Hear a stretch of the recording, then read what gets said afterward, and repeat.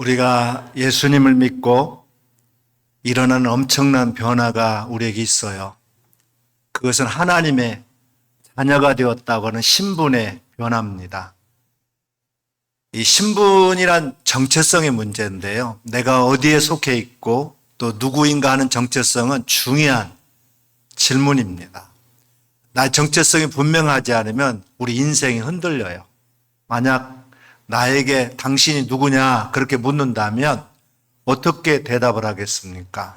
그 대답에 따라서 내가 무엇에 초점을 맞추고 사는지 알 수 있어요. 대개는 자기 이름을 말하거나 교회에서는 직분을 이야기합니다. 그러나 그건 바른 대답이 아니에요. 어떤 사람은 자신의 직업을 이야기하면서 회사의 지명도에 따라서 신분을 평가받고자 합니다. 운동선수라고 하면 자신이 속한 팀에 또 누구의 아내라고 할 때는 자신의 존재를 남편과의 관계 안에서 설명하려고 해요. 만약 내가 강조하려고 했던 것이 사라진다면 나라는 존재는 그럼 어디로 갈 겁니까? 사실 그런 외형적인 직함이나 소속 등은 세월이 흐르면 떨어져 나가게 돼 있어요. 그걸 나라고 여기고 살 수는 없습니다. 나의 정체성이 될 수가 없어요. 그런 직분들은 귀중하지만 한시적이에요. 하나님 앞에 섰을 때 영원히 나의 존재를 설명할 수 있는 게 뭘까요? 마지막으로 남는 유일한 신분은 하나님의 자녀입니다. 하나님께서도 가장 귀중하게 여기시는 것이 우리 하나님 자녀예요. 원래 우리는 감히 하나님 자녀가 될 수 없는 사람들이었어요. 과거에 우리 신분은 본질상 진노의 자녀였어요. 로마서 5장에 보게 되면 죄인의 신분이었고 하나님과의 원수의 관계였다 그랬어요. 도무지 하나님께로 갈 수 없는 그런 존재였어요. 그러나 이제 누구든지 하나님을 믿기만 하면 하나님의 자녀가 되는 권세를 주셨어요. 이것이 복음입니다. 세월이 흐르면 흐를수록 더 빛나는 신분은 하나님의 자녀예요. 영원하고 영광스러운 신분입니다. 이 세상에 뿐만 아니라 영원한 천국에서까지 빛을 발할 유일한 신분, 우리의 정체성은 누구라고요? 하나님 자녀입니다. 이 신분을 우리 잃어버리지 않아야 돼요. 그런데 오늘 나의 고민이 뭘까요? 내가 나를 봐도 하나님의 자녀답지 못한 그런 부분이 있는 거예요. 사랑하는 여러분, 바울은 우리의 이런 고민이 무엇인지를 알기 때문에 로마서 8장 1절에 이렇게 선언합니다. 그러므로 이제 그리스도 예수 안에 있는 자에게는 결코 정죄함이 없나니. 지금 바울이 우리에게 하려고 하는 것이 이거예요. 의의 종이 되었지만 육신을 가진 인간이라 세상을 살아가면서 알게 모르게 죄를 짓는데 그때 불신자와 사탄이 성도를 정죄합니다. 그러므로 고민한 자들에게 그것 가지고 고민하지 말라는 거예요. 즉 성도는 이미 예수님의 십자가로 인해서 죄 용서함을 받았기 때문에 우리를 가지고 그 어떤 사탄도 마귀도 사람들도 정죄할 수 없다는 것이 복음의 진수입니다. 로마서 8장을 학자들은 이렇게 평가해요. 성경이 다 불타서 없어진다 하더라도 이 로마서 8장만 있으면 구원받을 수 있을 거다. 독일의 경건파 창시자 수페너는 만일 성서를 반지에 비교한다면 로마서는 그 보석이며 로마서 8장은 그 보석에서 가장 반짝이는 부분이다. 그렇게 얘기했어요. 로마서 8장 39절 말씀은 성경의 핵심입니다. 동시에 우리가 겪는 문제에 대한 전천후적인 대답이 그곳에 있어요. 믿음이 흔들릴 때, 우리 하나님의 사랑이 의심스러울 때, 마음의 정욕이 발동할 때, 하나님의 은혜가 의심날 때, 고독을 느낄 때, 기도 응답이 오지 않을 때, 고통에 빠질 때, 소망이 흐려질 때 어느 경우를 막론하고 여러분의 문제의 해답을 로마서 8장에 주고 있습니다. 그러니 여러분의 문제가 이 말씀을 통해서 다 해결받을 수 있기를 바랍니다. 오늘 바울은 이 문제를 해결하기 위해서 우리의 생각을 잘 지키라 그렇게 말하고 있어요. 먼저 생각의 선택을 잘해야 됩니다. 오늘 본문 5절, 6절을 우리 같이 한번 읽어보겠습니다. 육신을 따르는 자는 육신의 일을, 영을 따르는 자는 영의 일을 생각하나니 육신의 생각은 사망이요 영의 생각은 생명과 평안이니라. 여기 생각 여하에 따라서 우리의 삶의 결과가 하늘과 땅처럼 달라지게 된다는 거예요. 생각이라는 것은 그 사람 자체입니다. 왜냐하면 그 사람이 생각을 통해서 세상을 살아가기 때문에 그래요. 영어 성경에서는 이 생각을 마인드라 그렇게 표현합니다. 이 마음을 관리하는 것이 우리 신앙생활이라는 거예요. 그래서 잠언서 4장 23절에 보면 무릇 지킬 만한 것보다 더 내 마음을 지키라. 생명의 근원이 이에서 남이니라 그랬어요. 왜 마음을 지켜야 될까요? 세상에 우리가 지켜야 할 것이 얼마나 많은지 우리가 다 헤아릴 수 없어요. 근데 제일 먼저 우리 마음을 지키라는 거예요. 왜냐하면 생명의 근원이 여기서 나오기 때문에 그렇습니다. 우리의 생각은 사람을 살리기도 하고 죽이기도 하는 거예요. 잠언서 23장 7절 말씀에 보면 대저 그 마음의 생각이 어떠하면 그 이인도 그러한즉 그가 내게 먹고 마시라 할지라도 그의 마음은 너와 함께하지 아니함이라 그랬어요. 사람의 마음의 생각에 따라서 그 사람들의 모습이 결정된다는 거예요. 요셉을 보세요. 그는 정말 너무너무 억울하게 형들에게 미움을 받아가지고 애굽의 종으로 팔려갔어요.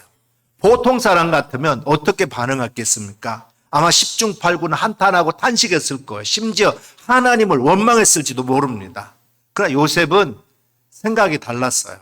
그래도 우리 하나님은 살아계신다. 그래도 분명 하나님의 뜻이 여기 있을 거다. 하나님은 살아계신다. 하나님 역사하신다고 생각했던 거예요. 억울하게 감옥에 그가 갇혀 있었어도 그렇게 생각했어요. 원망하는 사람 같으면 원망, 탄식, 절망 속에 밑바닥 인생이 되었을 법한 상황에서도 그는 거꾸로 오히려 나중에는 애굽의 총리까지 되었던 거예요. 사건보다 중요한 것은 해석입니다. 같은 사건인데 10명의 정탐꾼과 여호수아의 갈렙의 생각은 달랐어요. 그 인생의 결과도 달랐습니다. 긍정적인 생각, 하나님이 주신 말씀을 붙든 사람만 젖과 꿀이 흐르는 가나안 땅에 들어갈 수 있었던 거예요. 어떤 사람은 어떤 사건이 일어나면 그 사건에 대한 해석에 따라서 감정의 결정이 되고 그 감정은 바로 행동으로 연결됩니다. 가령 산행을 하는데 큰 뱀을 봤다고 생각해 봅시다. 갑자기 무섭다는 생각이 몰려오게 되면 이젠 죽었구나 하는 생각이 들 거예요. 이때 뱀을 본 것은 사건입니다. 두려워하는 것은 감정이에요. 근데 뱀을 본 것과 두려워하는 것 사이에 해석이 들어있어요. 바로 저 뱀은 독사일 수 있다. 나는 물리면 이 산속에서 죽는다. 그렇게 해석할 수 있어요. 그러나 동일한 뱀을 땅꾼, 즉 뱀을 잡아가지고 파는 직업을 가지고 있는 사람이 이것을 보면 이 뱀을 보면 어떤 감정이 생길까요? 야, 오늘 참 재수 좋은 날이구나. 이걸 팔면 돈이 꽤 되겠는데 이렇게 생각이 들면서 마음이 편하고 얼굴에 미소가 깃들기 시작할 겁니다.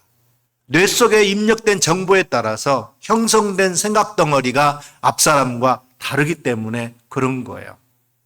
한 사람에게는 공포를 유발하는 사건이 다른 사람에게는 미소를 유발하는 사건이 된다는 거예요. 우리 일생의 출발이 생각에서 시작됩니다. 생각이 변해야 삶이 변하는 거예요. 생각이 변하지 않으면 아무것도 변하지 않아요. 우리가 은혜를 받았다고 할 때 그 은혜는 생각의 역사가 일어나서 사건을 보는 해석이 달라지고 생각이 바뀐 거예요. 신념덩어리가 바뀌면 외부의 환경으로부터는 상처나 아픔으로부터 반응하는 방법도 달라지게 됩니다. 존 맥스웰은 생각이 행동을 낳고 행동이 습관을 낳고 습관이 인격을 만들고 인격이 일생을 만든다는 유명한 이야기를 남겼어요. 지금 내가 어떤 생각을 하느냐에 따라서 내 미래가 결정된다는 거예요. 마음의 생각이 행동으로 나타나게 되고 그러한 마음의 생각에서 나온 행동들이 쌓이고 쌓여서 지금의 나를 만들게 된다는 거예요. 예를 들어서 나는 축구 선수가 돼야 되지 이렇게 생각하면 어떻게 하겠어요? 맨날 공을 찰 거 아닙니까? 그렇게 공을 차고 또 차고 또 차면 축구 선수가 되는 거죠. 그러니까 마음의 생각에서 행동이 나오고 그 행동들이 모여가지고 지금의 나를 만든다라는 거예요. 오늘은 우리가 주일이니까 교회 가서 하나님께 예배 드리는 것이 제일 중요하다. 그렇게 생각하는 분들은 지금 이 자리에 앉아서 예배를 드리고 있어요. 그럼 만약 오늘 주일이지만 다른 일이 더 중요하다고 생각하고 그것이 나를 지배하게 되면 지금 다른 곳에 있을 거예요. 생각이 변하지 않으면 내용은 똑같지만 포장만 바꾸는 것과 같습니다.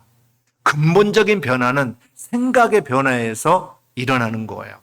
생각은 행동과 의지까지 주장합니다. 오늘 본문에 보면 두 가지 생각에 대해서 이야기하고 있어요. 하나는 육신의 생각이고 또 하나는 영의 생각이라 그랬어요. 자, 오늘 말씀에서는 육신의 생각은 사망에 이르는 것이라 그랬어요. 여기서 육신이라는 것은 오늘 우리의 몸과 육체를 말하는 것이 아니고 죄성의 지배를 받으면서 살아가는 인간의 본성을 말하는 것입니다. 자신의 정욕이 주도하고 욕심이 이끌고 때로는 착한 생각도 하고 때로는 선한 마음도 품지만 여전히 소속이 하나님 밖에 있기 때문에 결국은 육신의 열매를 맺게 된다는 거예요. 7절 말씀에도 보게 되면 육신의 생각은 하나님과 원수가 되나니 이는 하나님의 법에 굴복하지 아니할 뿐 아니라 할 수도 없습니다. 육신에 있는 자들은 하나님을 기쁘시게 할 수 없느니라 그랬어요. 여기 보면 하나님이 우리 죄악의 본성을 따라 사는 것이 얼마나 싫었으면 그것이 하나님과 원수가 된다고 말씀했겠습니까? 육신에 속한 자로서는 그 어떤 생각과 행위로도 하나님과 원수가 되어서 사망에 이르는 길에서 벗어날 수가 없다는 거예요. 창세기 6장 5절에 여호와께서 사람의 죄악이 세상에 가득함과 그의 마음의 생각이 항상 악할 뿐임을 보시고 하나님이 보실 때 악할 뿐이지 그의 무슨 또 다른 좋은 가능성이 사람들에게 나올 수 없었다라는 거예요. 그러니 하나님을 기쁘시게 하지 못합니다. 결국 사망의 열매만이 맺게 된다는 거예요. 오늘날 세상에서 일어나는 많은 비극적인 일들은 이 사실이 이 작은 부분에서 출발하고 있어요. 여러분 가롯 유다를 한번 생각해 보세요. 인류의 구원자로 오신 메시아를 3년이나 따라다녔던 그런 제자가 아닙니까? 예수님이 하나님 되심을 수없이 보았음에도 불구하고 은 30에 스승을 팔아버렸어요. 이게 있을 수 있는 문제입니까? 그렇게 사랑받고 말씀 속에 살아왔는데 왜 이렇게 배신하는 자리까지 왔을까요? 그 이유가 무엇인지 아십니까? 이 역사는 아주 작은 생각에서 시작되었다라는 거예요. 요한복음 13장 2절에 보니까 마귀가 벌써 시몬의 아들 가룟 유다의 마음에 예수를 팔려는 생각을 넣었더라 그랬어요. 여기 마귀가 유다의 마음에 들어온 거예요. 생각에 영향을 주는 것은 보는 것과 듣는 것입니다. 그래서 우리는 보는 것과 듣는 것 잘 선택해야 돼요. 뭘 보느냐에 따라서 생각에 영향을 주는 것이 틀림없습니다. 요즘과 같이 눈으로 보는 것이 중요한 시대에는 영상 매체들을 통해서 사람들에게 이미지로 다가갑니다. 그래서 우리의 감각과 우리 영혼에 파고들어요. 몇 초짜리 광고가 얼마나 강력한 힘을 가지고 있는지 모릅니다. 처음에는 거부감이 있어도 계속 보다 보면 좋지 않은 것이라도 수용하게 되고 나중에는 공감하게 되는 거예요. 다윗의 실패도 아주 짧은 순간에 일어난 거예요. 여인이 목욕하는 장면을 봤어요. 그럴 때 다윗이 고개를 돌리고 영적으로 충만한 상태였다면 아무 일도 안 일어났을 거예요. 출발은 아주 단순하고 작은 사건이지만 그 속에 들어온 생각을 허용해버리니까 남의 아내를 빼앗고 살인하고 결국 다윗의 왕가에 끊임없는 거짓과 모략과 성적인 사건들이 연속적으로 일어나면서 마침내 다윗가가 몰락하게 되고 마는 것입니다. 그러나 여기 보세요. 6절 하반절에 보면 영의 생각은 생명과 평안이니라. 여기 영의 삶은 무엇입니까? 영으로 지배되는 삶, 그리스도 중심의 삶, 하나님을 기쁘시게 하는 삶을 뜻해요. 거룩한 생활이라는 게 따로 있는 게 아니에요. 우리는 비록 땅 위에 살고 있지만 마음만은 하나님이 생각하시는 것을 내가 생각하면 그것이 거룩한 삶이고 하나님의 뜻을 나의 뜻으로 받들면 그것이 성결한 삶인 거예요. 그렇다면 생각에서 사망과 생명이 결정되고 생각에서 평안과 생명이 결정됩니다. 자신에게 평안이 있는가 한번 질문을 던져봐도 좋아요. 내가 어떤 결정을 했을 때 내 마음속에 평안이 없다면 육신의 생각을 가지고 있는 거예요. 무언가 속 시원하게 행동했는데 내 마음에 평안이 없다면, 그리고 잠 못 이루고 소화가 안 된다면 영이 아니라 육신을 따랐다는 증거입니다. 내 감정과 내 생각에 붙잡혀서 하나님의 영의 지배와 통치를 받지 못하면 평안을 잃어버려요. 오늘날 많은 사람들이 위장병과 스트레스에 시달리면서 마음이 깨어진 것은 육신에 속해서 육신을 따르고 있기 때문에 그렇습니다. 영의 생각을 하면 우리 안에 생명과 평안이 찾아옵니다. 좀 손해보고 억울해도 내 마음이 평안한 게 최고예요. 바울과 실라가 감옥에 얻어맞고 착고를 차고 있으면서도 찬양을 합니다. 이 찬양은 마음이 평안히 있을 때 나오는 거예요. 비록 육체는 감옥에 있지만 영혼은 하늘에 닿아 있었습니다. 그들이 찬양하니까 간수들도 그 찬양을 들었다 그랬어요. 그러다가 나중에는 옥문이 열리는 역사가 일어납니다. 평안은 하나님과의 관계에서 오는 거예요. 이 평안은 하나님의 자녀로서 누리는 영의 생각의 열매인 줄 믿습니다. 오늘 본문은 이 영의 생각에 사로잡혀서 하나님의 자녀로 살아가는 자들의 복에 대해서 말씀하고 있어요. 9절에서 11절 말씀에 보면 만일 너희 속에 하나님의 영이 거하시면 너희가 육신에 있지 않냐고 영에 있나니 누구든지 그리스도 영이 없으면 그리스도 사람이 아니라 또 그리스도께서 너희 안에 계시면 몸은 죄로 인하여 죽은 것이나 영은 의로 인하여 산 것이니라. 예수를 죽은 자 가운데 살리신 이의 영이 너희 안에 거하시면 그리스도 예수를 죽은 자 가운데 살리신 이가 너희 안에 거하시는 그의 영으로 말미암아 너희 죽을 몸도 살리시리라 그랬어요. 여기 짧은 구절에 거하신다는 단어가 4번이나 반복되어 나옵니다. 한 번은 계신다는 단어로 이렇게 쓰여 있는데 다 같은 단어예요. 거한다라는 말은 일시적이 아닌 영원히 거한다고 하는 그런 말입니다. 누가 우리 안에 영원히 거하신다고 했습니까? 바로 성령님입니다. 참 중요한 말씀이에요. 우리가 죄의 지배를 받으면서 육신에 따르던 삶을 청산할 수 있는 것은 성령이 오늘 우리에게 오셨기 때문입니다. 하나님의 자녀는 하나님의 영을 모시고 사는 사람이에요. 성령이 아니고는 아무도 예수를 주라고 할 수 없다 그랬어요. 하나님을 아빠, 아버지라고 부르게 하는 것은 성령이 하시는 일이에요. 세상 사람과 우리 차이는 이 영에 있어요. 우리 안에는 그리스도 영, 성령님이 계십니다. 그래서 더 이상 우리가 육신에 거하지 않고 육신의 지배를 받지 않고 하나님의 뜻을 이루고 하나님 뜻대로 살아가도록 이끌어 주시는 것입니다. 여기 성령이 우리 안에 계시다고 하는 사실이에요. 8장에 성령이라는 단어가 이 로마서 8장에 20번이나 나옵니다. 바로 내 안에 영원히 거하시는 성령은 예수 그리스도를 죽은 자 가운데 살리신 분이에요. 이 성령님이 내 안에 계시고 우리들의 부활을 보증하십니다. 끝까지 우리를 지키시는 분이에요. 그러므로 우리는 갈라디아서 5장 16절에 있는 말씀처럼 내 삶을, 내 방식을 그분께 다 맡겨드려야 됩니다. 내가 이르노니 너희는 성령을 따라 행하라. 그리하면 육체의 욕심을 이루지 아니하리라. 성령을 따라 행하라는 거예요. 이것이 바로 우리가 그리스도를 닮아가는 그리스도를 본받는 성화의 삶의 길인 줄 믿습니다. 되게 성령을 우리가 보혜사라 그렇게 부르는데 이 보혜사라는 말은 우리 곁에서 우리를 도와주고 인도하는 분이라고 하는 뜻이에요. 성령은 우리 곁에서 우리를 도와주고 우리를 인도하시는 분이십니다. 그래서 우리는 우리의 모든 삶에서 그분의 인도를 받아야 돼요. 성령의 인도하심을 받지 못하면 우리는 영적인 그런 소경으로 살아갈 수밖에 없어요. 위대한 믿음의 사람들은 모두 다 성령의 인도함을 따라 살았던 사람들입니다. 왜냐하면 육체의 욕심을 이기는 유일한 길이기 때문에 그래요. 그러므로 우리가 하나님의 자녀로서 가져야 할 자세는 에베소서 4장 30절에 하나님의 성령을 근심하게 하지 말라. 그 안에서 너희가 구속의 날까지 인치심을 받았느니라 그랬어요. 우리는 성령을 근심시키는 일, 이 말씀처럼 하지 말아야 됩니다.